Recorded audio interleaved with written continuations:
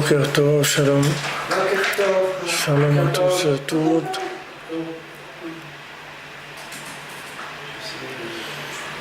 On commence Bezrat Hashem. Bientôt une bonne journée. Alors, je voudrais faire, d'abord on m'a demandé de faire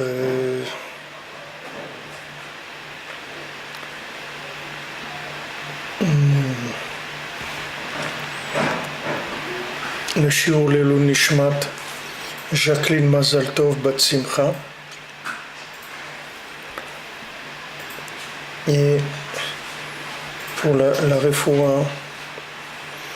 refoua de Eli Ben Kouka. Bezrat Hashem.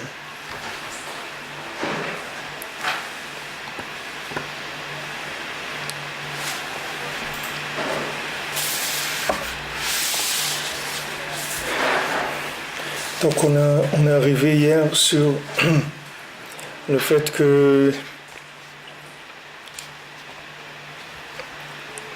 comment il nous a dit Rabbi Nathan comment on peut arriver à se débarrasser de la préoccupation et du souci de la Parnassa et pouvoir attendre la Yeshua d'Hachem.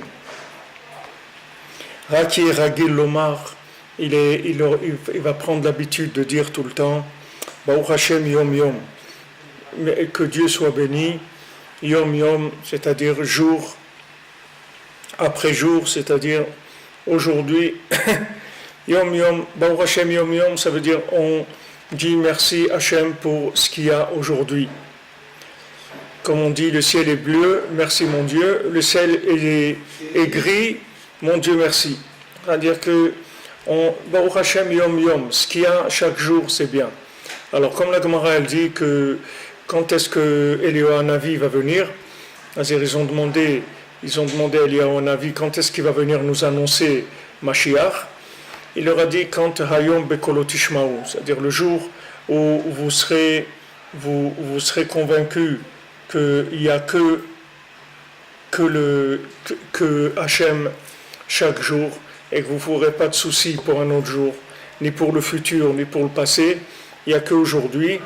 Alors à ce moment-là, vous pouvez savoir que Mashiach s'approche. Comme Shamoua Betenuzal, Mishodoa Egma Yochal Lemachar ou Menuchsore Emuna. Celui qui se fait du souci de qu'est-ce qu'il va manger demain, il s'appelle des gens qui leur manque de la Emuna. Pourquoi? Kiman de Barayoma Bara Maisonné. Parce que celui qui a créé le jour, il a créé aussi la nourriture. Puisque maintenant chaque jour est recréé à nouveau, donc la nourriture aussi, chacun il va recevoir ce qu'il a besoin tous les jours et il n'a pas besoin de se faire de soucis pour ça. נמצא שעיקר השינויים הנמשכים מהזמן שמשמל כל אחיזת היצר הרע נאחז ביותר בהממון. Donc d'après tout ce qu'on a étudié, on a vu que tous les changements qui viennent du temps et que ces changements-là, c'est de là où le Yetzer Hara il attaque. Le Yetzer Hara il est basé sur le changement. C'est pour ça que tous les gouvernements qui veulent passer au pouvoir, ils parlent tous du changement. On est pour le changement, on va voir le changement, on va vers la nouveauté, vers le changement et tout, parce que le changement, c'est la seule chose qui permet au Yetzer Hara de fonctionner, c'est-à-dire il se base sur le temps, sur les fluctuations du temps, et sur ça, il va faire dévier les gens. Alors que si les gens, ils avaient des concepts de Emouna, des concepts qui sont attachés au-dessus du temps, c'est-à-dire s'ils vivaient avec des concepts absolus dans le relatif, ils n'auraient aucun problème du Yetzer Hara. Parce que le Yetzer Hara, comme son nom l'indique, c'est Yetzer, c'est-à-dire c'est une tendance, c'est un penchant, c'est une tendance. C'est-à-dire ça suit la tendance, ça suit la mode, il y a une tendance. Mais ce n'est pas essentiel. Le Yetzer Hara, il est créé, Rabbeinu dit dans Sichot Haran que le Yetzer Hara, il est créé dans le temps. Il vient du temps et il est dans le temps. Donc si maintenant on arrive, par exemple, si quelqu'un il a une épreuve, il a une épreuve et il n'arrive pas à résister. C'est très dur pour lui. Alors la seule chose qu'il doit faire, c'est laisser passer le temps. C'est-à-dire il attend un petit peu. Je me souviens quand je suis arrivé à la Yeshiva avec Aix-les-Bains, et c'était très difficile pour moi au début, parce que je venais de là où je venais, et à la Yeshiva c'est très difficile. C'est-à-dire les gens qui avaient, c'était des jeunes qui étaient Baruch Hashem, des jeunes purs et qui n'avaient jamais connu le monde, rien du tout. Et ils avaient des comportements très enfantins, c'est-à-dire c'était très très enfantin. Moi j'avais déjà 21 ans, j'avais quitté la maison de mes parents à l'âge de 17 ans. De 17 ans à 21 ans, j'ai vécu seul, je devais gagner ma vie, etc. Donc j'avais déjà avancé dans les poubelles, quoi. J'étais avancé dans les poubelles. Alors quand je suis arrivé à la Yeshiva, c'était très très difficile. Même j'étais avec le Rav Besançon, chéri, que Baruch Hashem, il ne me lâchait pas, il était toujours avec moi, on étudiait ensemble, etc. Mais j'avais des périodes où c'était des périodes extrêmement difficiles. Alors des fois j'avais envie de partir de la Yeshiva, Mais comme je connaissais cette parole de Rabbeinu, qui dit que le Yetzirah, il est avec le temps, alors je disais toujours au Yetzirah, parce qu'il m'attaquait terriblement, c'était très dur. Alors je disais au Yetzirah, écoute, tu as raison et tout, je vais partir, mais je te promets, la semaine prochaine je pars. La semaine prochaine je quitte la Yeshiva. Je te promets que la semaine prochaine je pars. Alors quand je lui disais ça, il me laissait tranquille, puisque maintenant je lui avais donné son os, il était tranquille. Et la semaine prochaine, c'était déjà un autre monde complètement, ce Yetzirah, il n'existait pas. Bien sûr, il essayait de revenir. Et quand il revenait, quand vous voyez que vous avez déjà gagné une fois, alors déjà c'est plus facile la deuxième fois, parce que vous avez compris un petit peu comment ça marche. Alors la deuxième fois, je faisais la même chose. La troisième fois, je faisais la même chose. Et puis après, c'est terminé.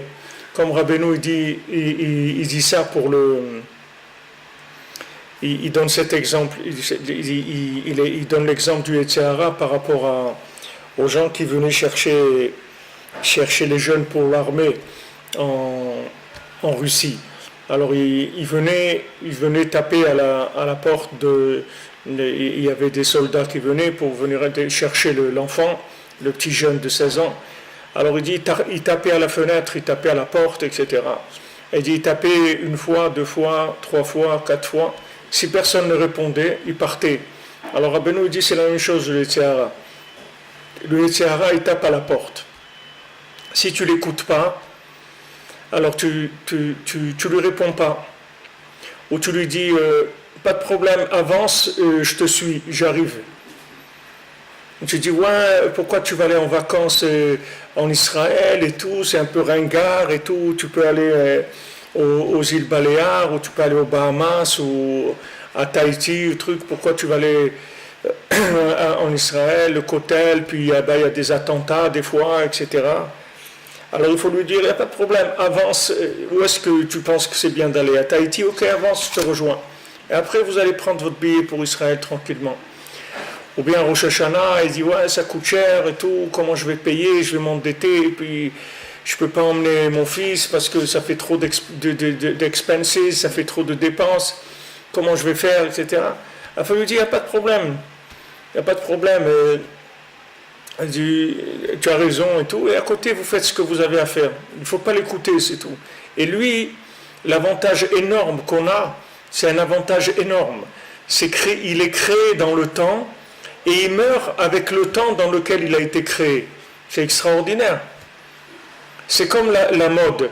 Maintenant, disons, il y a la mode de la coupe de cheveux avec les trucs là sur le côté, les pistes d'atterrissage là, les trucs sur le côté. Alors maintenant, il vient, il dit voilà, pourquoi tu fais pas cette coupe et tout?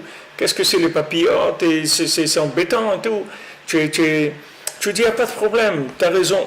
Tu as vraiment raison. Alors, l'année prochaine, je pense que je vais faire ça. Et vous allez voir, l'année prochaine, au lieu que ça soit rasé là, ça va être rasé là, ça va pousser de tous les côtés, il va y avoir des queues de cheval, des trucs. ça change. Donc, il faut savoir que cet avantage énorme qu'on a, qui naît dans le temps et il meurt dans le temps.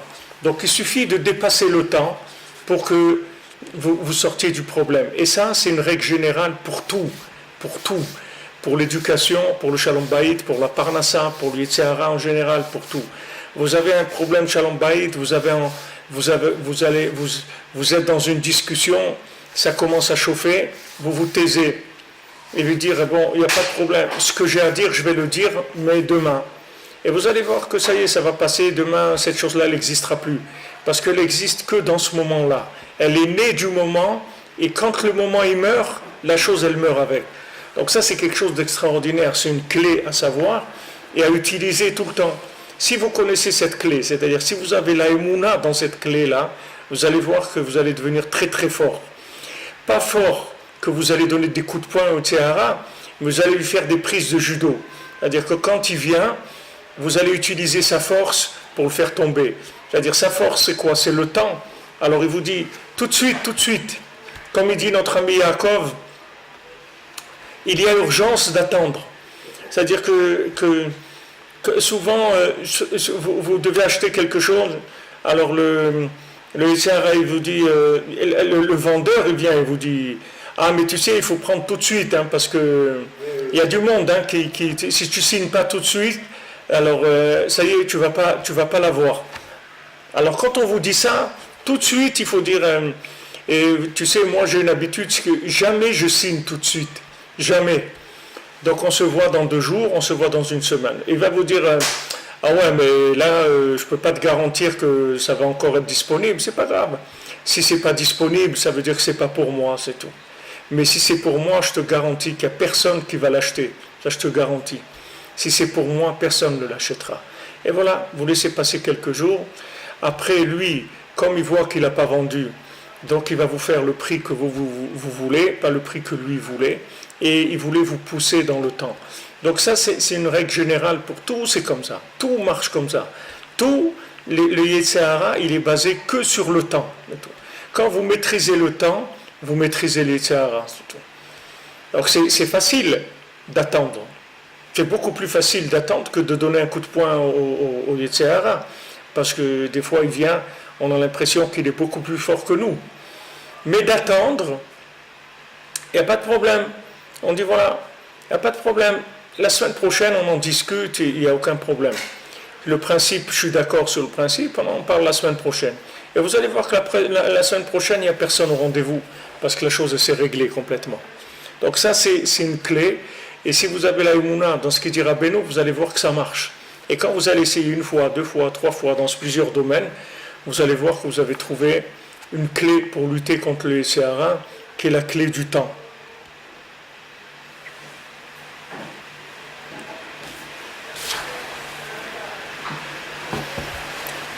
אני באמצע השיעור, לא יכול לענות. על כן זה הבעל צדקה שלוקח ממונו ונותנו לחברו העני. Donc maintenant, là où il y a le plus la notion de temps, elle est le plus forte, puisqu'on a dit time is money. Ça veut dire que c'est là où on est le plus attaqué, où la notion de temps est la plus présente, c'est dans l'argent. Vous voyez très bien que ce qui coûte cher dans l'argent, c'est le temps. C'est-à-dire que ce n'est pas la somme d'argent, c'est le temps. Si maintenant vous dites, voilà, je suis d'accord de payer, mais dans 3 mois, on va dire, mais monsieur, ça coûte 3 mois d'argent. Pourquoi ça coûte? Si maintenant je te vends une tomate, dans 3 mois, non seulement elle ne coûte pas le même prix, mais elle ne vaut plus rien du tout parce qu'elle est pourrie. Donc pourquoi l'argent ça coûte dans le temps? Parce que l'argent, c'est là où il y a le facteur de temps le plus fort. Parce que l'argent, les massés, c'est que du temps, c'est tout. Comme je vous ai dit, l'argent, il disparaît avec le temps. Le temps, il mange l'argent. Je vous ai dit hier, c'est depuis Adam Arishon, il y avait une famille qui faisait la comptabilité de chacun, ce qu'il a gagné dans sa vie. Normalement, chaque individu, il devrait être aujourd'hui multimilliardaire. Parce qu'il a toujours un ancêtre jusqu'à Adam Arishon. Donc Adam Arishon, il a travaillé, et Hevel, il a travaillé, et ses enfants, ils ont travaillé, et tout le monde a travaillé, tout le monde a gagné de l'argent. Même s'il a dépensé, mais il a eu quelque chose en compensation, et cet argent, il est resté dans le monde. Mais on voit qu'il y a un moment où cet argent il disparaît. Donc l'argent, il est time is money. Donc money is time. Comme le temps, il meurt, l'argent aussi, il meurt. Mais c'est là où il va y avoir la plus grande pression de temps. C'est dans l'argent. Tous les gens, ils sont pressés. Pourquoi? Parce qu'il faut payer le loyer. Le premier, tu ne payes pas le premier, tu vas recevoir une lettre d'huissier. Attention, si vous ne payez pas dans une semaine, on vous donne 8 jours, expulsion, truc, taux d'intérêt, les trucs, tout c'est que dans le temps. L'argent, c'est qu'avec le temps. Enlève le temps, l'argent ne vaut plus rien du tout. Sors-le du temps, il ne vaut plus rien. Il ne vaut plus rien. Prends une somme d'argent, sors-la du temps. Dis voilà, maintenant j'ai 1000 euros de côté, je les mets de côté, je les mets quelque part, mais il ne faut pas les utiliser pendant 50 ans, d'accord? Eh bien, tu vas voir que 50 ans après, ces 1000 euros, ils ne valent rien du tout. Ils ne valent rien. Ils n'auront plus de valeur dans 50 ans. Ou la monnaie elle aura changé, ou le cours il aura changé, ou l'inflation les aura mangés complètement. Et ça, vous allez voir que ça ne vaut plus rien. Parce que c'est uniquement une question de temps. Le mammon, c'est le temps. Le temps, c'est le mammon. C'est-à-dire que l'argent et le temps, ils sont complètement liés. Celui qui sort du temps, il sort de l'argent. Celui qui sort de l'argent, il sort du temps. Et Rabbeinu dit dans le Baal Tefila que celui qui tombe dans l'argent, c'est extrêmement difficile de sortir de là-bas.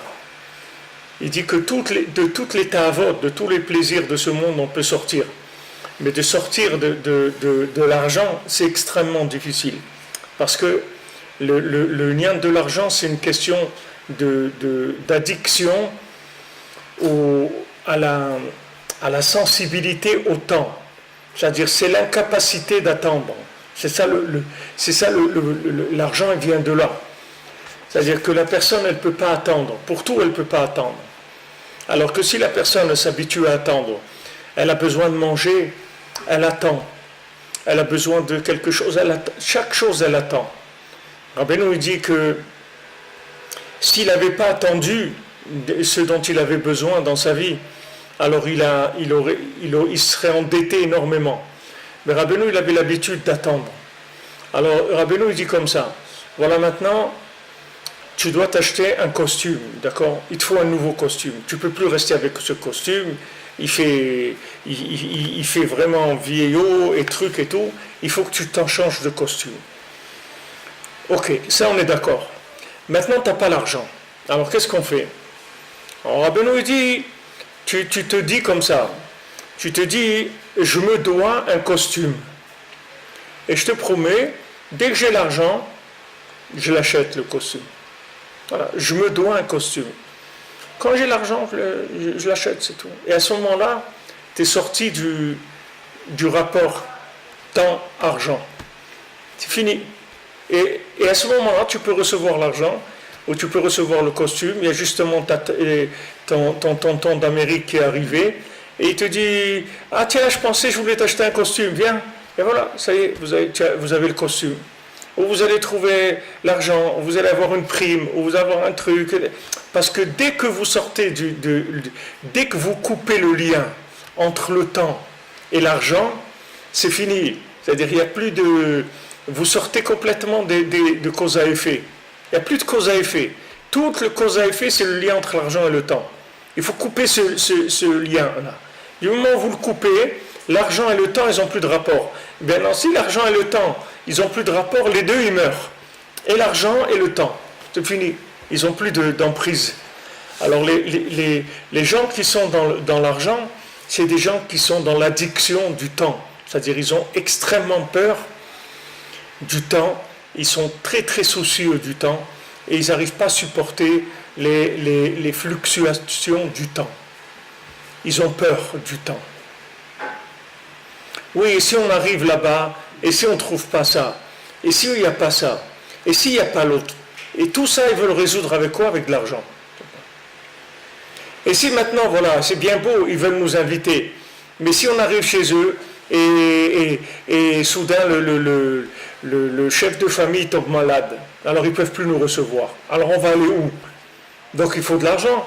Il faut quand même être prévoyant. Alors, quand vous faites ça, alors vous avez tous les soucis du monde, parce que du moment où vous êtes très sensible aux fluctuations du temps, ça vous donne tout de suite le désir de l'argent pour gérer, aplanir les problèmes de temps. Si maintenant je devais être reçu chez quelqu'un pour les vacances, maintenant j'ai peur que cette personne-là ne soit pas là-bas, qu'elle tombe malade, que sa maison elle brûle, qu'on l'expulse, que l'immeuble il s'écroule, n'importe quoi, ok? Il peut se passer des milliers de choses, qu'il y ait un tremblement de terre, n'importe quoi. Qu'est-ce qu'on fait? Ah, j'ai de l'argent, je peux aller à l'hôtel. Ah, je suis tranquille, voilà. Parce que l'argent, ça m'a résolu le problème du temps. Tandis que celui qui est attaché à l'absolu, il n'a pas besoin de rentrer dans ces notions-là, comme Esav. Esav, il dit à Yaakov, Yesh li rav. Moi j'ai beaucoup. Qu'est-ce que ça veut dire j'ai beaucoup? Ça veut dire, tu sais, moi je peux aplanir tous les problèmes avec l'argent. Voilà, je m'appelle Monsieur Trump, là où je viens, je paye, c'est tout. Je paye. Ils avaient fait un article sur tous les gens des Émirats qui viennent en vacances sur la Côte d'Azur. Alors plusieurs mois avant, ils louent l'endroit, il faut sécuriser tout l'endroit, il faut faire une plage privée, il faut emmener ça, et ça donne du travail, ça amène des millions. Mais il y avait des gens qui se plaignaient, ils disent soudain, il y a des plages où on ne peut plus aller, parce que ça appartient à ces gens-là. Ils ont payé, et comme les gens ils ont besoin d'argent, et ils facturent, ils leur disent facture ce que tu veux, il n'y a aucun problème. Tu veux changer une ampoule, tu peux facturer 500 euros, il n'y a pas de problème. Bien sûr, il doit y avoir quand même des gens qui gèrent un peu, mais il y a de l'argent. Donc ça planifie tout, c'est-à-dire il rentre et il change tout le contexte du temporel de l'endroit. Vous comprenez? L'argent, c'est ça. Alors. Et ça avait dit, Yesh li rav, moi j'ai beaucoup d'argent. Donc beaucoup d'argent, moi toi tu me dis que maintenant il y a un monde futur. Et gare à toi si tu ne te comportes pas en rapport avec le monde futur, parce que tu vas te faire tirer les oreilles, mon ami. Tu vas avoir une vie très dure, tu vas souffrir dans ce monde et tu vas souffrir dans l'autre aussi. Alors lui, il vient et rigole, il te dit, mais moi, mon ami, moi j'ai de l'argent. Qu'est-ce que tu veux me faire souffrir de quoi? Moi j'ai de l'argent, je fais ce que je veux avec mon argent. À part quand tu arrives en fin de course, comme Steve Jobs, il dit, voilà, je suis arrivé, j'ai pas pu vendre mon lit d'hôpital à personne. Donc voilà, je vais mourir et ça, j'ai pas pu le vendre à quelqu'un. Et tu vois bien, ça ne se vend pas. Tu vois que tout ne s'achète pas, que tout ne se vend pas. Il y a des choses qu'on peut pas acheter, on ne peut pas vendre. Donc il y a des. Mais lui et ça, son chemin, c'est comme ça. Maintenant, moi, je fais ce que je veux avec mon argent. C'est-à-dire, c'est moi qui gère ma vie dans ce monde. Et Yaakov, il dit, moi, j'ai tout. Il dit, pourquoi tu as tout? Je vois que tu n'as rien du tout. Comment j'ai rien du tout? J'ai tout. Pourquoi? Parce que moi, je suis connecté à l'absolu. Donc, du moment où je suis connecté à l'absolu, je suis au-dessus du temps. Au-dessus du temps, ça veut dire au-dessus de l'argent. C'est-à-dire on n'est plus dans les notions de temps et d'argent. On est dans les notions de providence. J'ai besoin, Hachem il me le donne. J'ai pas besoin, Hachem il me le donne pas. Si je l'ai pas, c'est qu'Hachem il estime que j'en ai pas besoin, ou c'est pas pour maintenant. Comment c'est écrit quand on dit dans Poteach et Yadecha? Ve'ata noten lahem et tochlam be'ito. Toi, tu leur donnes leur manger dans le moment où ils ont besoin. Ok? Imaginez-vous que maintenant, on vous prépare votre repas, on vous prépare vos repas pour une semaine à l'avance. Voilà, on vous les pose sur la table. On dit voilà, tu as ici 14 plats pour 14 repas pour une semaine. Tu as de quoi manger midi et soir pendant une semaine. Mais maintenant, au bout de 3 jours déjà, même pas 3 jours, déjà la moitié vous pouvez le jeter déjà. Ça y est, c'est terminé. Il n'y a plus rien. Donc maintenant, tout l'avantage que Hachem lui donne, c'est qu'il donne le Ochel Be'ito. Hachem, il donne la nourriture dans son temps. C'est-à-dire, il vous donne la chose quand lui, il voit que vous en avez besoin. Et si vous n'en avez pas besoin, Hachem, il ne va pas vous laisser l'acheter, il ne va pas vous donner les moyens de l'acheter. Et si vous en avez besoin, même sans que vous ayez les moyens, vous allez l'avoir. Il y a quelqu'un qui va vous dire, ah justement, je dois partir en vacances 2 mois, je ne veux pas laisser ma voiture comme ça garée devant chez moi, ça ne dérange pas, je te prête ma voiture pour 2 mois, tu l'utilises et tout, mais moi je ne veux pas qu'elle reste garée devant chez moi, j'ai peur qu'on me la vole. Et voilà, vous avez une voiture pendant 2 mois, vous n'avez rien payé du tout. Si Hachem il sait que vous avez besoin d'une voiture pendant 2 mois, voilà, il va vous donner. Si vous avez besoin, il va vous donner l'argent pour l'acheter. Mais celui qui est attaché au-dessus du temps, il a tout. Il a tout. Yaakov Avinu, il a tout. Pourquoi il a tout? Parce qu'il est connecté à l'autre monde. Il est connecté à la racine du temps. Donc il n'a pas de problème dans le temps. Il a tout ce qu'il a besoin. Hein? Il a tout ce qu'il a besoin. Ouais. Il a tout ce qu'il veut, mais parce qu'il veut rien. En dehors de ce qu'il a Pourquoi il veut rien? Il veut tout ce qu'il a besoin. Yaakov, il s'est dit, il est Ochel Nefesh, Nazia et Nafsho. Le problème, c'est qu'aujourd'hui, on met tellement d'études dans la tête, c'est qu'on veut des choses. On n'a pas besoin. C'est après ça qu'on court.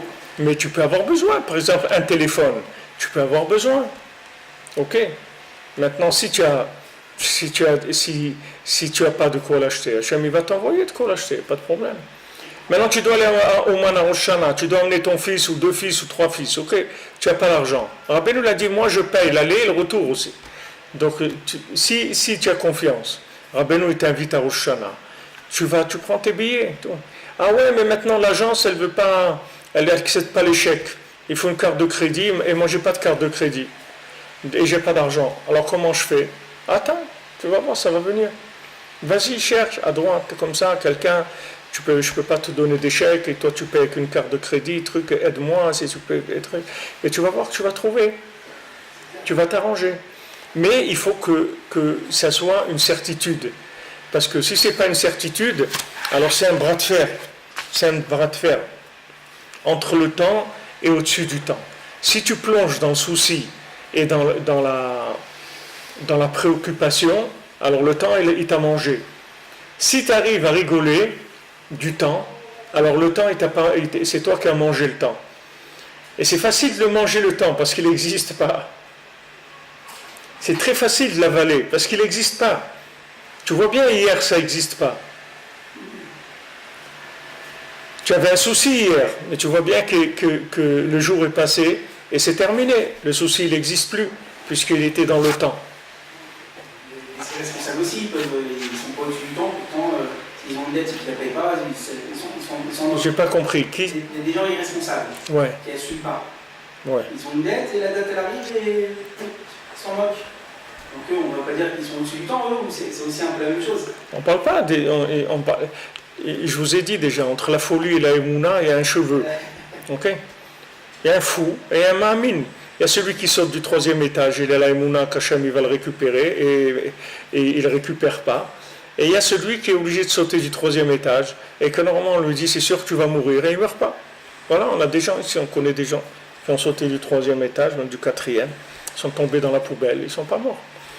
Et il y a des gens qui se sont amusés à faire du saut en parachute et le parachute ne s'est pas ouvert. Il n'y a pas de. C'est-à-dire entre la folie et la émouna, c'est un cheveu. Un cheveu. Donc il faut faire attention. C'est-à-dire qu'il faut savoir si ça vient de la folie ou ça vient de la émouna. Alors, comment tu peux vérifier ça? Est-ce que maintenant ça vient de la folie ou ça vient de la émouna? Tu regardes ton degré de souci. C'est-à-dire si tu es quelqu'un d'extrêmement soucieux et très préoccupé par l'argent, alors il ne faut pas que tu joues le style du bonhomme qui est ma'amin. Parce que ce n'est pas vrai, tu n'as pas la émouna. Donc tu dois t'accepter que tu as un problème. Tu as un problème. Donc il faut que tu règles le problème de la émouna. Donc tu vas demander à Hachem tous les jours, je t'en prie, mon Dieu, donne-moi la émouna. J'ai tellement vu de fois où tu m'as aidé, où tu es intervenu, où c'est toi qui as réglé mon problème. Comment je peux encore douter? Je t'en supplie, aide-moi à avoir la émouna, à m'appuyer sur toi complètement, à pas prendre le paquet sur moi, à le mettre sur toi, et je sais que c'est ça que tu veux. Tu veux que je m'en remette entre tes mains. Tu veux que ce soit toi qui dirige ma vie. C'est ça, et moi aussi c'est ce que je veux. Mais sache que regarde, on est en galoute, on est en exil, ça fait 2000 ans qu'on est en galoute. Et on a perdu beaucoup de notions. Voilà, on n'a pas de tzadikim aujourd'hui qui sont avec nous présents, qu'on voit des gens qui ont la émouna, des gens qui se comportent comme il faut. Alors je t'en prie, Hachem, éclaire-moi, donne-moi de la émouna dans mon cœur. Maintenant, il faut que tu fasses ça. Parce que si maintenant tu fais le style du Ma'amin, c'est comme tu dis, c'est-à-dire que tu es un bonhomme qui est responsable. C'est-à-dire que tu es un malade, c'est pas un Ma'amin, c'est un fou, tu comprends? C'est un fou. Celui qui dit non, moi, vous comprenez, moi je travaille pas parce que, vous comprenez, Rabbi Nachman, il a dit c'est la Emouna, hein, donc moi je travaille pas. Mais maintenant, c'est un bonhomme, il se fait du souci. Il se fait du souci. Et si maintenant il ne se fait pas du souci parce qu'il est fou, alors c'est encore pire. Mais s'il voit que sa femme, elle s'affole complètement parce qu'il n'y a pas de ce qu'il faut à la maison, etc. Et lui, il lui dit, mais allez, qu'est-ce que c'est truc, etc. Tu vas voir, Hachem, il va nous donner et tout. S'il n'arrive pas à calmer sa femme, s'il n'arrive pas à la sécuriser, il n'y a pas un plus grand signe que ça, que ce n'est pas un vrai Ma'amin. C'est pas un vrai Ma'amin, c'est pas un vrai croyant. Parce qu'un vrai croyant, il sécurise sa femme. Elle peut s'appuyer sur lui, elle sent qu'il est responsable. Que n'importe comment il va se débrouiller, mais qu'elle ne manquera jamais de rien. Il faut qu'il arrive à émaner ça de lui. S'il n'émane pas ça de lui, il a un problème, le bonhomme. Ah, bien sûr, c'est très facile de rien faire, de ne pas travailler, et de dire, la Emouna, mon ami, Hachem, il va donner. Tu vois bien, c'est écrit dans la Torah qu'il faut étudier la Torah toute la journée, et Hachem, il va te donner la parnassa. Mais pour qui c'est écrit ça, mon ami? Tu crois que c'est écrit pour toi? Qu'est-ce que tu as dans ta tête? Qu'est-ce que tu as dans ta tête? Quelles sont les pensées que tu as dans ta tête? Qu'est-ce qui t'attire dans ce monde? Qu'est-ce que tu regardes quand tu vas dans la rue? Regarde un peu ce que tu as comme crabe et comme langouste dans ta tête. Et après, tu vas voir que tu n'es pas à un degré de la Emouna comme ça doit être. La Emouna, ce n'est pas quelque chose qu'on va dire soit Ma'amin et automatiquement la personne elle va avoir la Emouna. La Emouna, ça se travaille. La Emouna, ça se reçoit. La Emouna, כן. סליחה, אני באמצע משהו, צריך לחתום. תודה רבה לך. מה שמך? אמרת, יפרח הרבה. אתה יכול להישאר בשיעור. הוא מתקלם בערביה. מה לחתום? עם האצבע, כן. ככה, עם זה? נו, עם האצבע. יש לו חצי שעה מחפש אותך. תודה. תודה רבה, יום טוב. תודה רבה. חצי שעה, שעה. תודה רבה. תפסת אותך. היה מישהו אחר לא נותן לו, אבל זה אומר שכן שלנו נותן. Alors, maintenant, celui qui a la Emouna. La Emouna, tu ne peux pas jouer la Emouna en étant soucieux. Ou tu es soucieux et tu n'as pas la Emouna. Ou tu as la Emouna et tu n'es pas soucieux, tu n'es pas préoccupé. Toi ou ta femme. Si ta femme c'est comme ton corps, c'est un dédoublement de toi-même. Donc si ta femme elle est soucieuse, ça veut dire que tu n'as pas d'émouna, c'est tout. Ne cherche pas, ne te casse pas la tête, tu comprends? Alors qu'est-ce que tu fais? La émouna, ça se demande. La émouna, ça se demande, comme tout. Tu viens, tu dis à Hachem, regarde, s'il te plaît, donne-moi la émouna. Et il y a aussi il y a des sfarim, un sefer qu'ils ont sorti, que dedans, il n'y a que les versets de bitachon qu'il y a dans le Teilim. C'est un Teilim, mais tous les versets qui parlent que du bitachon et de la émouna, c'est tout. Alors ça, tu traces, tu prends l'écouté de Philon, tu regardes émouna, tu traces, tu fais Hitbo des doutes, tu investis dans ta Hitbo des doutes la moitié du temps sur la émouna. Tu demandes, Hachem, donne-moi de la émouna, s'il te plaît. Je ne peux pas rester comme ça, je fais du souci pour tout. Chaque truc, je me fais du souci. Dès que je ne vois pas mes clés 2 minutes, ça y est, on me les a volées, truc, ça y est. Mais non, attends, elles sont là, tes clés. N'importe quel truc, je m'affole. Ma carte de crédit, oh, je ne la trouve pas, ça y est, je l'ai perdue, on me l'a volée. Il y a quelqu'un qui va utiliser. Non, elle était là, elle est tombée sous ton oreiller, à côté de ton lit. Ça va, doucement, calme-toi.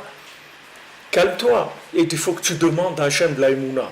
Parce que si maintenant tu joues le Ma'amin et en même temps, tu es soucieux et inquiet, alors tu es un schizophrène, tu vis dans la schizophrénie, c'est-à-dire que tu vis dans la folie, les mains. Tu vis dans de la folie.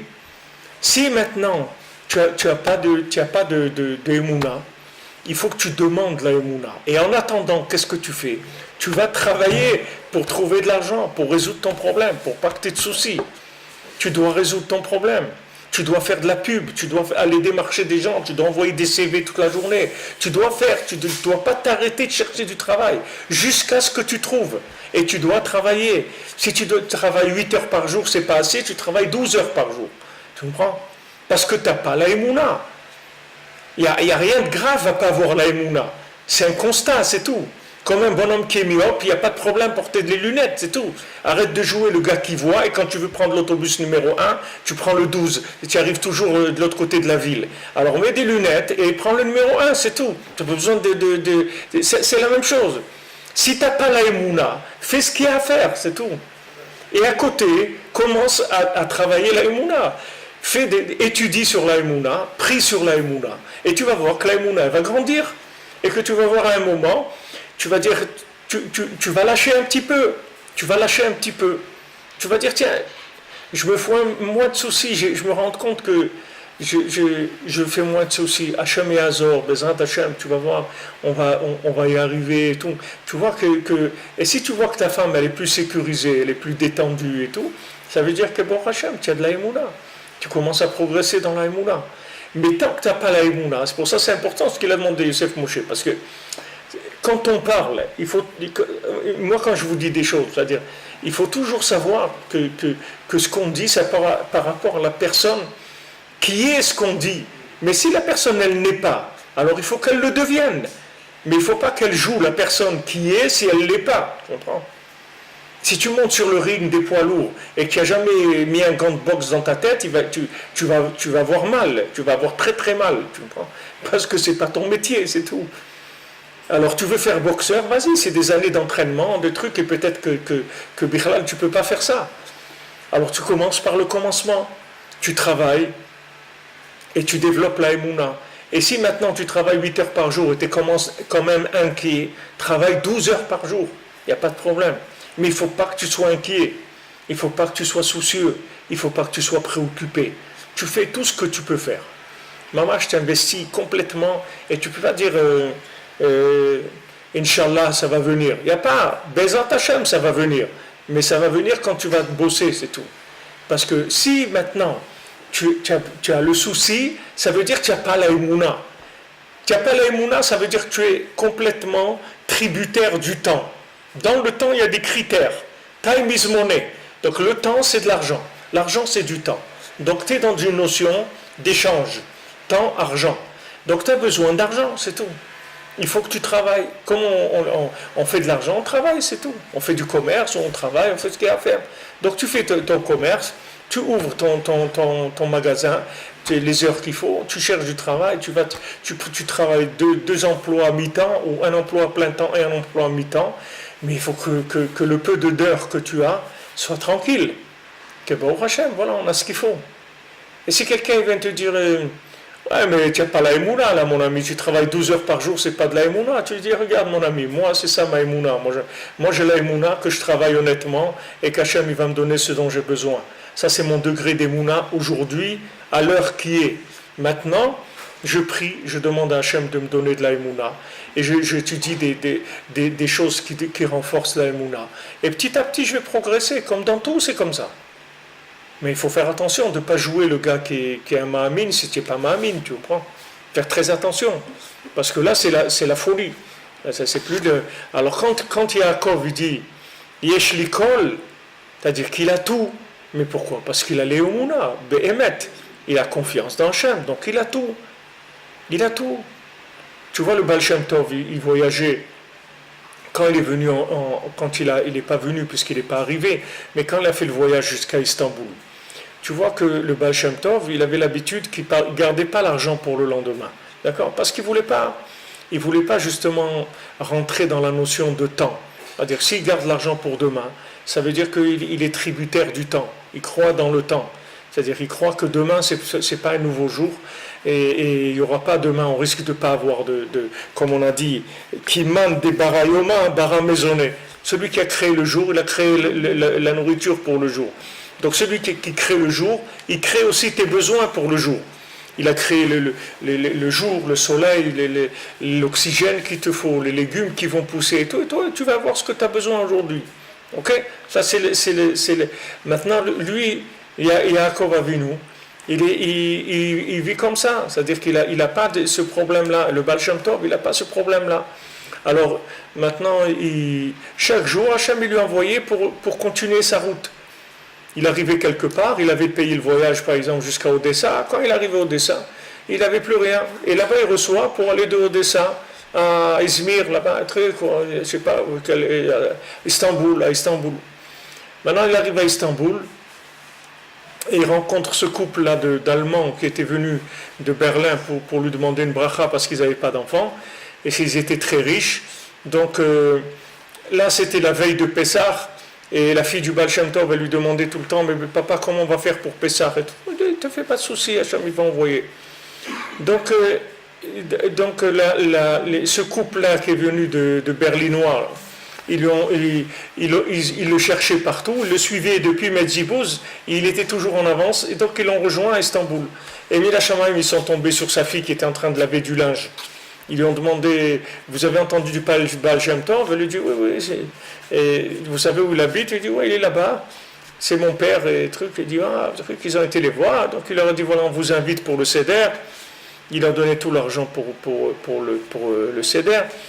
Et il voulait lui donner de l'argent, beaucoup d'argent en plus, parce que le Baal Shem Tov, il a fait une bracha.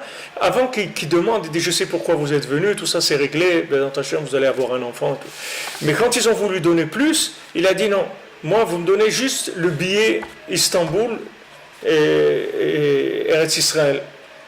Istanbul et Haïfa, ou je ne sais pas qu'est-ce que c'était le port où vous arrivez à l'époque. Hein? Jaffa. Donc lui, il ne voulait pas prendre plus. Mais maintenant, si tu n'as pas la Emouna, tu prends. Parce que tu sais que demain, tu vas te faire du souci. Tu n'es pas un degré de vivre avec une Emouna comme ça. Donc on peut y arriver par palier de décompression. Doucement, c'est tout. On y arrive doucement. On prie, on travaille la Emouna et petit à petit on lâche. Jusqu'à ce qu'on arrive à faire des choses avec plus de Emouna. Au début, il y a 5% d'Emouna, après il va y avoir 20, après il va y avoir 30, après il va y avoir 40, et on peut arriver à des tops de 60, 70% d'Emouna dans quelque chose qui est le top aujourd'hui, puisqu'aujourd'hui, 70% de quelque chose, ça s'appelle la perfection. Encore ça, je vous dis, il y a 30 ans, peut-être qu'aujourd'hui, Rav Scherter m'avait dit ça il y a 30 ans, peut-être qu'aujourd'hui, c'est pas 70%, c'est peut-être 30%, ça s'appelle 100%. On ne sait pas. Et le reste, tu fais ce que tu as à faire, c'est tout. Ça, dans tout, c'est comme ça. Les gens ne veulent pas prendre de médicaments, tout. Mais tu te fais du souci pour que tu es malade. Ben ouais, je me fais beaucoup de soucis. Alors, il faut que tu prennes un médicament. Parce que celui qui ne prend pas un médicament, il ne se fait pas de soucis. Il sait que c'est Hachem qui va le soigner. Et si Hachem ne le soigne pas, alors qu'est-ce qu'il y a? Il va mourir. Si Hachem il veut qu'il meure, il va mourir. Si Hachem il veut qu'il vive, il va vivre. Quel est le problème? Ici, il y avait à la Vachalom, Youdé Lefranc, un Breslever. Il est mort assez jeune, il n'avait pas 70 ans encore. Mais quand il a eu des problèmes de cœur, de trucs et tout, il n'a pas voulu faire ce qu'il avait à faire. Il a dit, écoute, oh Hachem, il a 10 ou 12 enfants, ils les avaient tous mariés, il avait à l'époque une centaine de petits-enfants, des trucs et tout. Il dit, si Hachem il veut me laisser, il me laisse. Si Hachem il ne veut pas me laisser, il ne me laisse pas. Mais ce n'est pas des gens soucieux, ni de la maladie, ni de la mort, ni de la vie, ni de rien. C'est des gens qui étaient là-dedans. C'était des gens de haut niveau. Sa femme, lui, c'était un Moël, c'est quelqu'un qui faisait les Brit Milot. Et sa femme, elle a dit, sa femme, c'est la fille de Rav Shmuel Shapira. Sa femme, elle a dit, mon mari, il n'a jamais fait Brit Mila s'il ne voyait pas Avraham Avinu. Avant chaque Brit Mila, il voyait Avraham Avinu. Après, il faisait la Brit Mila. Voilà, c'est un monsieur qui était là. Ça fait même pas 5 ans qu'il est mort. Il faisait 5 ans, ça fait 2 ans qu'il est mort. Mais c'est des gens qui prennent pas, c'est des gens qui vivent dans un autre niveau de connexion. Ils n'ont pas le même niveau de connexion. Pas du tout le même niveau de connexion. Tu peux voir cette image-là, elle est avdil dans les gens qui ont de l'argent. Tu vas voir que le gars, il ne se fait pas de soucis, il part en vacances, il a sa carte de crédit. Une fois, je voyageais avec un riche, j'ai vu sa carte de crédit. Il n'y avait rien sur la carte de crédit. Il n'y a pas de nom, il n'y a rien du tout. C'est juste le numéro, c'est tout, il n'y a pas de nom. Il n'y a pas de nom, c'est des cartes de crédit, il n'y a pas de nom. C'est des comptes très spéciaux, des gens qui sont des millionnaires. Ils n'ont pas de nom sur la carte de crédit. Alors, le gars, il n'a pas de soucis, là où il arrive, tac, tac, tac, tac. Tu vois qu'il n'est pas dans le... Et toi, tu es là, le truc, le sandwich, attends, celui-là, écoute, un demi-euro de moins, on va acheter là-bas, on va marcher 100 mètres parce que là-bas, il y a un truc où ça va coûter moins. Mais tu vois que l'autre, il ne vit pas là-dedans. Alors ça, tu peux le voir dans l'exemple, dans l'argent, un exemple que nous, on peut comprendre, parce que malheureusement, dans l'autre côté, on peut l'accepter, mais on ne comprend pas. Mais dans l'argent, tu vois qu'il y a des gens comme ça, qui sont tellement riches, qu'ils n'ont pas le souci de ce qu'ils ont à faire, etc. Alors dans la Gdoucha, c'est pareil, il y a des gens qui sont des vrais mains minimes, c'est-à-dire qu'ils vivent complètement connectés avec Hachem. Donc ces gens-là, ils n'ont pas ces problèmes-là de on va faire ça, on va le truc, et l'argent, et les médicaments, ils ne sont pas là-dedans. Mais si tu n'es pas comme ça, il ne faut pas que tu joues l'apprenti sorcier, parce que tu peux t'exploser. À n'importe, tu vas mélanger deux trucs, ça va t'exploser, il faut faire attention. Tu n'es pas un apprenti sorcier, tu ne t'amuses pas avec ça. Va travailler, fais ce qu'il y a à faire, c'est tout. Fais ce qu'il y a à faire, va chez le médecin, prends tes médicaments, fais ce qu'il faut faire, prends ton traitement et prie Hachem. C'est pas maintenant que tu vas les prendre, tu vas dire bon, puisque maintenant c'est comme ça, ben tant pis. Non. Là où tu es dans les médicaments, il y a de trouver le bon médecin, il y a d'avoir le bon médicament, que le médecin soit inspiré, qui donne pas des médicaments qui risquent de te faire du mal. Des fois, il y a des traitements qui font du mal, des trucs qui te donnent ce qu'il faut, etc. Tu tombes sur... Il y a beaucoup de prières à faire sur ça aussi. C'est pas parce que tu vas chez le docteur ou que tu travailles que ça y est. Quand tu travailles, il faut que tu pries Hachem, que tu montes pas, que tu voles pas, que tu n'aies pas des mircholim, que tu fasses massa au matin bemouna, que tu n'aies pas des embûches dans ton travail, que tu ne trébuches pas, etc. Tout ça, c'est des choses qu'il faut gérer. Même, c'est pas parce que maintenant tu travailles ou tu prends des médicaments qu'il n'y a plus de prière, il n'y a plus d'émouna. Dans tout, il y a la émouna. Seulement, toi, ta formule aujourd'hui, elle est comme ça. Maintenant, ta formule va évoluer, Bezat Hashem, avec le temps. Si tu écoutes si tu suis Rabbeinu, tu fais ce que Rabbeinu te dit de faire, tu viens au Mana Oshana, tu fais Idbodé Doud, tu essayes de te lever à Chatzot, tu étudies Shulchan Aruch, tu t'attaches au tzaddik, tu vas voir que petit à petit, tu vas avoir plus de Emouna. Donc tu vas commencer à être moins soucieux. Maintenant, quand tu es un peu moins soucieux, alors l'autre côté aussi, tu vas le prendre moins au sérieux. C'est-à-dire que tu vas te libérer un peu du temps, donc tu vas être libre, tu vas sortir un petit peu de l'emprisonnement. Mais si tu es emprisonné dans le temps et que tu es soucieux et que tu te demandes chaque chose, comment on va faire, le truc et tout, il faut tout prévoir, tout truc, parce que sinon c'est hyper dangereux, on risque de... Si maintenant tu es comme ça, il n'y a rien de grave à être comme ça. Seulement, il faut appliquer le traitement qu'il faut à ça.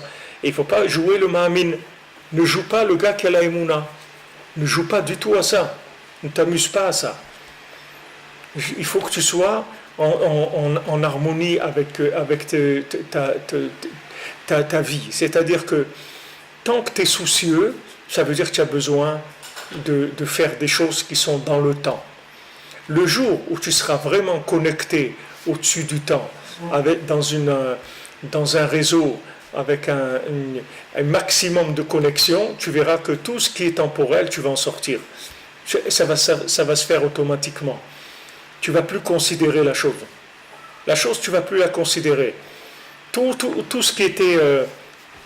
tu vas voir la course à l'argent. Quand tu es jeune et tout, tu peux vouloir...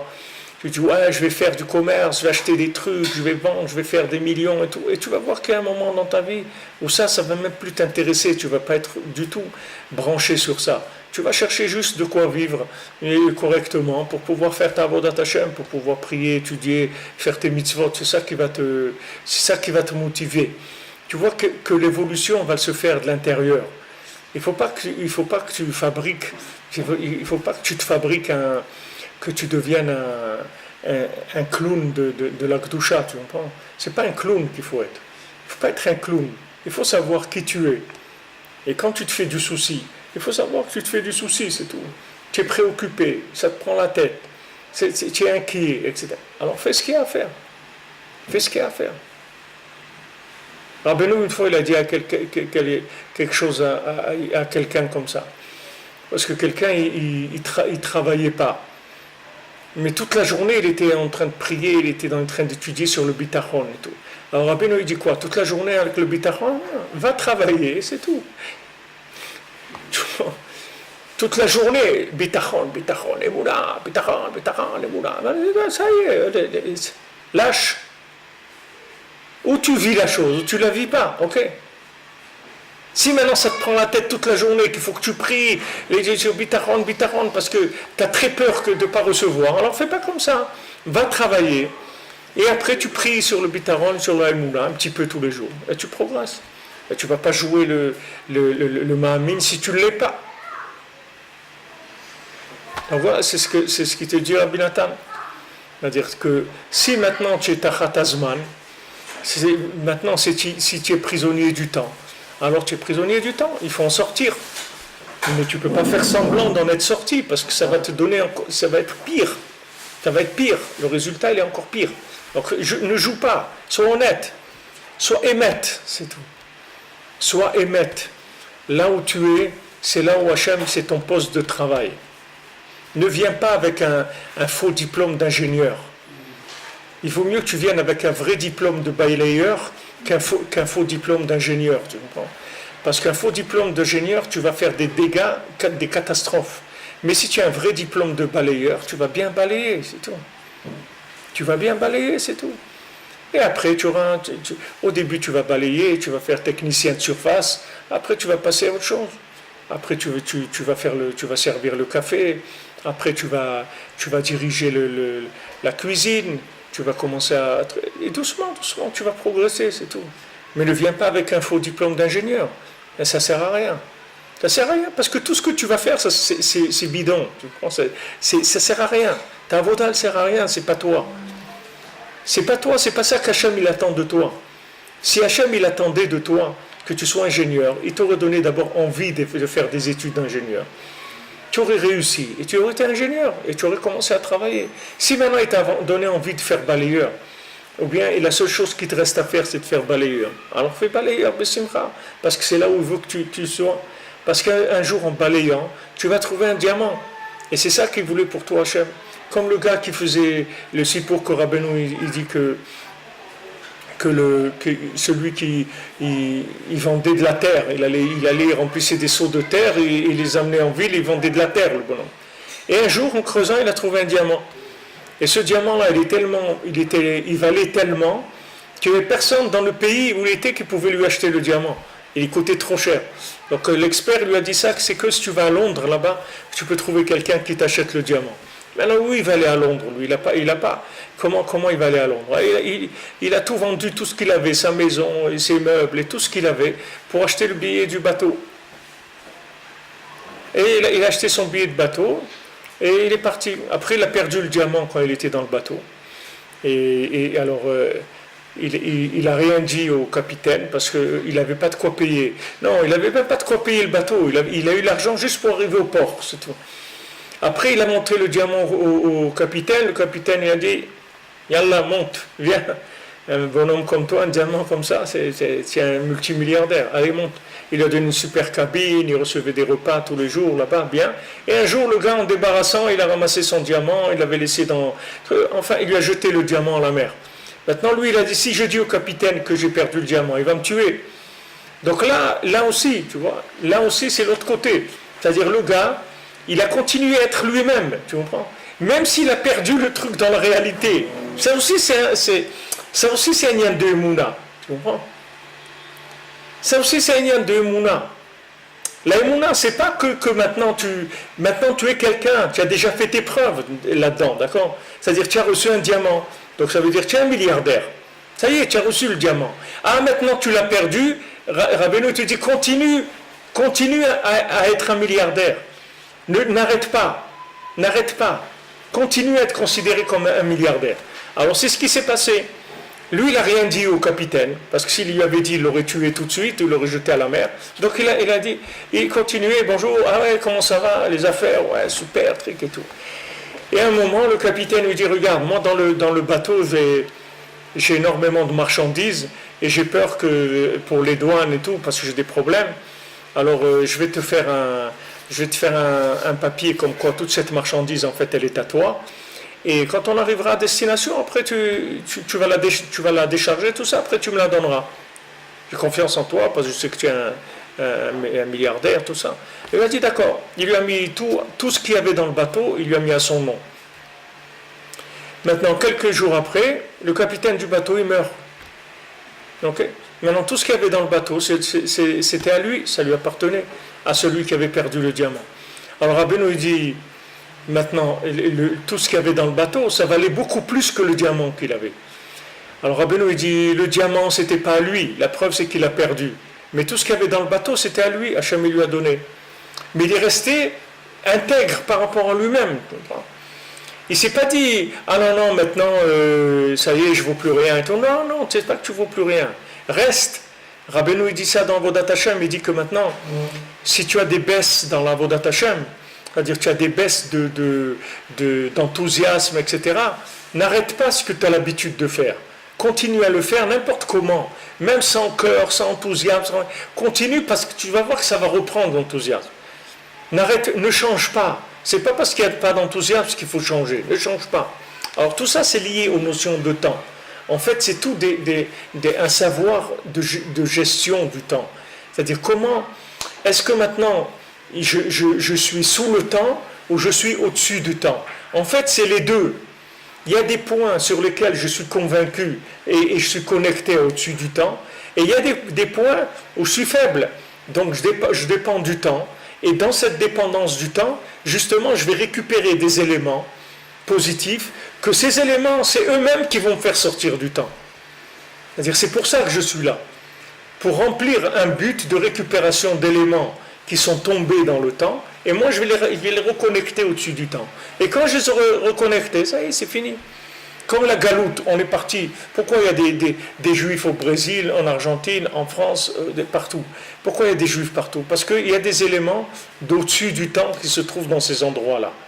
Alors les gens qui sont là-bas, ils sont en train de les récupérer. Mais le jour où tu as fini de les récupérer, tu ne vas pas rester une minute là-bas. Tu vas voir que tout de suite, on va te déplacer. Soit dans un autre pays, soit tu vas venir en Eretz Israël.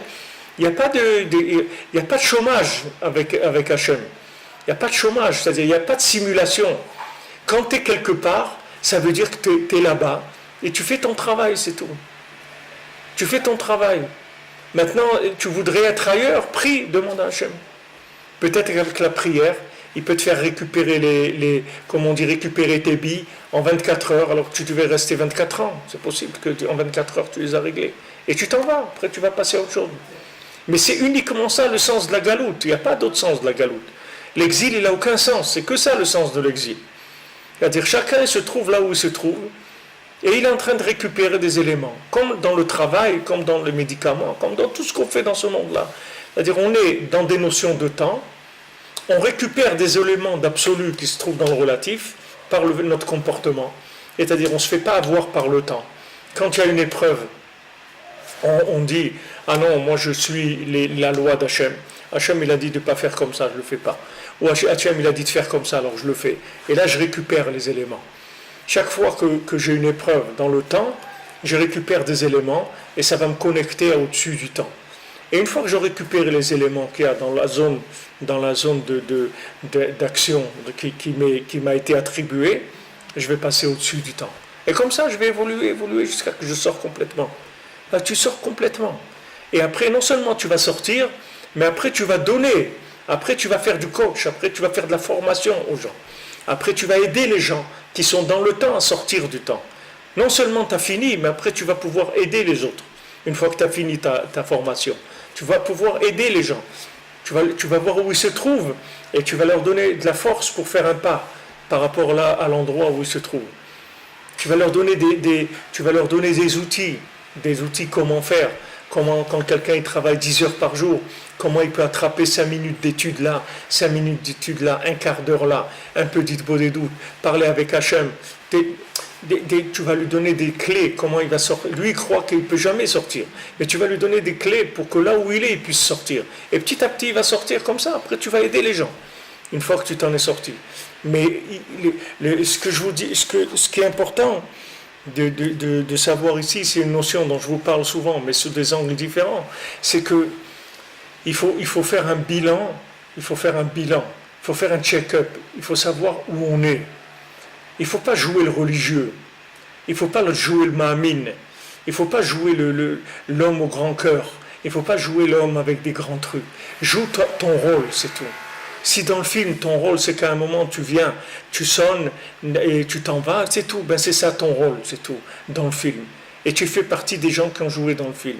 Tu n'es pas la vedette, tu n'es pas le bonhomme qui fait le beau, tu n'es pas le truc, mais tu es dans le film. On avait besoin un moment qu'il y ait un sonne, c'est tout. C'est ça de tout le film.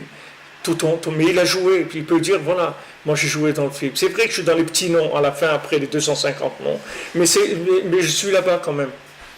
Je suis dedans, parce que je suis à ma place, c'est tout. Le principal, c'est que tu sois à ta place. Une fois que tu as trouvé ton poste de travail, après il n'y a aucun problème, tu vas travailler, c'est tout. Mais il faut que tu saches où tu es. Parce que si maintenant tu joues le religieux et tu es en train de te morfondre de soucis, comment tu vas faire pour payer ton loyer, pour payer les écolages, pour payer les trucs, mais ça ne marche pas comme ça.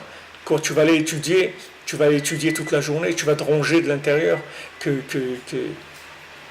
ça marche, c'est pas comme ça. Même Rabbi Nathan, il voyait quelqu'un, il étudiait le matin après la tfila, parce que c'est écrit que c'est bien d'étudier tout de suite à la prière. Shulchan Aruch dit, après tu vas au Beth Midrash, tu étudies. Alors il y avait il était en train d'étudier après la tfila. Alors Rabbi Nathan, il est venu vers lui, il lui dit, arrête avec la tavatachila, arrête avec l'envie de manger, va manger, et après tu reviens étudier. Tu comprends? Il veut jouer le gars qui est capable d'étudier après la prière, alors que dans sa tête, il a que des baguettes et des camemberts et des trucs. Mais vas-y, mange et reviens, c'est tout. Termine avec ça. Il n'y a pas de honte à avoir, d'avoir faim, d'avoir envie de manger. Mange, c'est tout. Après, tu reviens. C'est-à-dire, il faut que tu te mettes à ta place. Une fois que tu te mets à ta place, tout va s'animer. Toute ta vie, elle va s'animer. Peu importe le niveau de ta place par rapport à ce que toi, tu imagines. Ta place, c'est ce qu'il y a de meilleur au monde. C'est pas ce que tu imagines. C'est comme ton épouse. Ton épouse, c'est la meilleure femme du monde. Mais il y a d'autres femmes qui sont mieux. Non, il n'y a pas de femme mieux. Ta femme, c'est la femme la meilleure du monde, pour toi, parce que c'est ta femme. C'est pour ça que c'est la meilleure du monde. C'est pas la meilleure du monde dans la natation des Jeux Olympiques. C'est pas la meilleure du monde mais c'est ta femme. C'est pour ça que c'est la meilleure du monde, parce que c'est la tienne. Donc toi, ce que tu as dans ta vie, c'est ce qu'il y a de mieux au monde, parce que c'est ça tes outils de travail. Quand tu vas travailler, tu vas faire ce qu'il y a à faire, tu vas progresser. Mais si tu joues le film de quelqu'un d'autre, jamais tu vas progresser. Jamais tu vas rester le même. Tu vas rester le même. Dans les meilleurs des cas, à un moment, on va te déstabiliser complètement et tu perds tous tes repères et tu reviens à ta place. Si on est gentil avec toi du ciel, si tu as des tzadikim qui t'aident, et si tu n'as pas des tzadikim qui t'aident, il y a des gens, ils sont plantés toute leur vie. Ils sont arrivés de l'autre côté avec des valises entières de choses qu'ils ont faites dans ce monde. Et avant de rentrer de l'autre côté, on leur a dit tout ça, laisse-le là-bas, ça c'est pas à toi. Ici c'est Olam Haemet. De l'autre côté c'est le monde de vérité. Donc ce qui rentre ici c'est que la vérité, c'est tout. Ce qui n'est pas vrai, ça rentre pas ici. Quand tu as fait de la simulation, il n'y a pas de cinéma là-bas. Là-bas c'est ce que tu fais de vrai. Maintenant si c'est ce qui est vrai, c'est être un balayeur, alors fais-le. Il y avait un Breslever, son travail c'était il changeait l'argent. Il avait une table comme ça, hein. Et au marché, avant c'était comme ça, ils avaient des tables, ils changeaient l'argent. Lui c'était son truc. Mais toute la journée quand il changeait l'argent, il était en train de faire Itbodedut. Et il disait Hachem, regarde, je change. maintenant des monnaies, des dollars pour des euros, pour des shekels, le truc. Mais aide-moi que je change pas ce monde pour l'autre. Aide-moi à ne pas me tromper, que je choisisse pas ce monde au lieu de choisir l'autre, que je sois conscient. Tu vois, là où il était, il faisait ce qu'il avait à faire. Il n'avait pas de soucis, parce qu'il était dans son poste de travail. Mais si tu fais de la simulation, c'est dommage.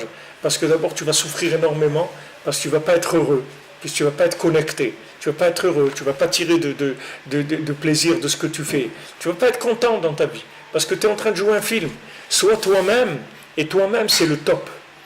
Le top de ce qu'il y a dans le monde, c'est d'être moi-même. Même si je suis un balayeur, ou même si je suis un cordonnier qui fait des chaussures à croix-coin. Mais ça, c'est moi. Donc moi, c'est ça le vrai. Et mettre la mytho, c'est moi. Maintenant, ce moi-là, il peut progresser, puisque vous voyez que ce cordonnier qui faisait des chaussures à trois coins, en fin de compte, il est venu ministre de tous les ministres du pays. Mais avec quoi? Avec sa vérité, avec son intégrité et sa vérité. C'est tout, et avec le point de départ nul. Mais l'autre, le chacham, qui se faisait tout le temps du souci, et son souci, il l'amenait tout le temps à chercher autre chose, et encore autre chose, et encore autre chose, sauf, il a réussi, rien du tout, c'est une catastrophe sa vie. Et s'il n'avait pas été ami avec le tam, il serait mort. Mais comme il était ami avec le cordonnier de leur amitié, il l'a sauvé, il l'a amené chez le tzaddik, et le Baal Shem qui était là-bas, c'est le tzaddik, il l'a sorti de ses soucis, etc., il a fait tchouva. À la fin, il a été obligé de reconnaître la vérité, uniquement par leur amitié, parce qu'ils étaient des amis. Mais il y a pas, ce qu'il faut savoir, ce qui compte, c'est que ça soit vrai, c'est tout. C'est ça qui compte. Maintenant, tu vas être dans des milieux qui peuvent être des milieux religieux, ils vont te propulser au-dessus de ce que tu peux, ou tu vas être dans des milieux moins religieux qui vont essayer de te faire tomber. Toi, tu dois être à ta place, c'est tout. Toi, tu ne bouges pas de ta place, ça c'est ma place, c'est tout. Ni plus ni moins, je me suis à ma place. Et de là, c'est ton point de départ d'au-dessus du temps, de l'endroit où tu es. Et là, tu commences à récupérer des éléments et à monter. Et là, tu vas faire que monter. Jamais tu vas descendre. Tu vas faire que progresser. Parce que tout le temps, tu récupères des points de vérité qui se trouvent dans le temps. Des points d'absolu, de vérité absolue qui se trouvent dans le temps. Tu les récupères et tu montes. Vous voyez, regardez le Shabbat.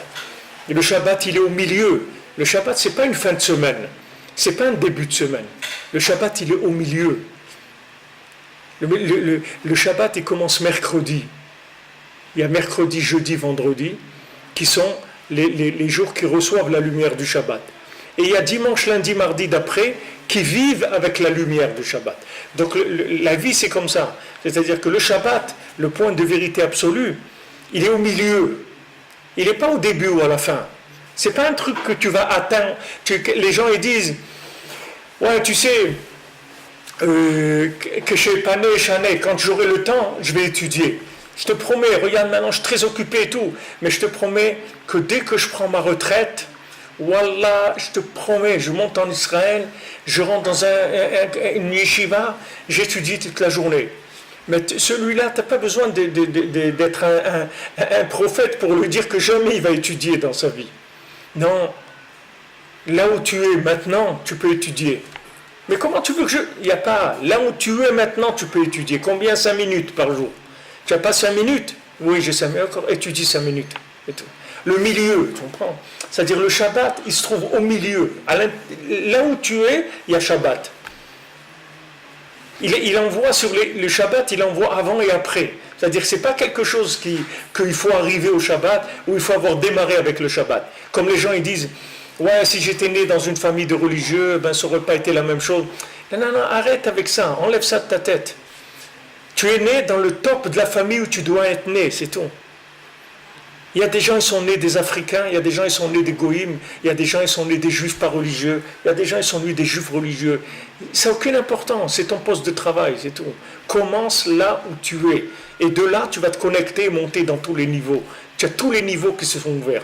Mais d'abord, accepte-toi et fais ce qu'il y a à faire dans ta place. Après, de là, tu montes, Bezant Hashem.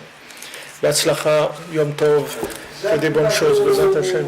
Macha ve'atzlacha pour tout le monde.